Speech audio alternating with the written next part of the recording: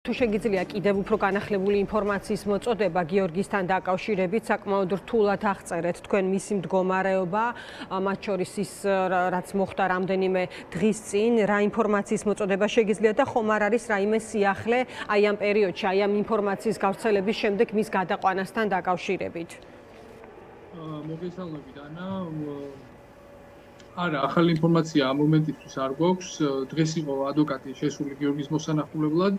რა დროსაც გიორგი გამოიყვანეს ეტლით და როგორც დღეს ვიგებთ 5 დღის წინ მას ჰქონდა კრუნჩხვა და ამ კრუნჩხვის შემდეგ ფაქტობრივად გადაადგილება შეუძლებელია მისი დახმარების გარეშე.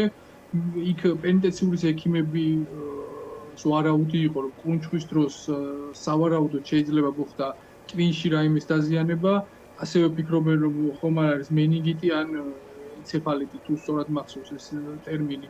მისი მდგომარეობა უკიდურესად მძიმეა. ამ მომენტში არ მაქვს ინფორმაცია გადაიყვანეს თუ არა, ვარკვევთ ადვოკატმაც როგორც ვიცი უკვე მიმართა პენიტენციურ დაწესებულებას, რომ გადაიყვანოს იგი კლინიკაში.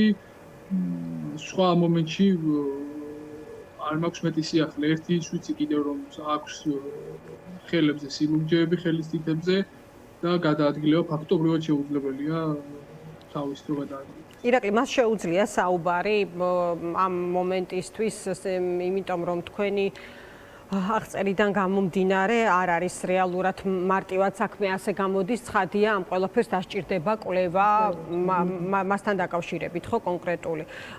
ამაზე რისი თქმა შეგიძლია? კი, საუბარი სავარაუდოდ შეუძლია, იმიტომ რომ ადვოკატს ესაუბრა.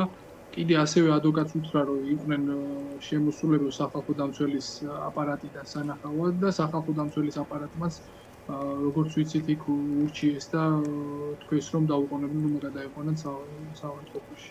ეს დღევანდელი რეკომენდაცია სახალხო დამცველის გუშინაც იყო სახალხო დამცველის შესული, გუშინდელი და დღევანდელი დღის ამბებია.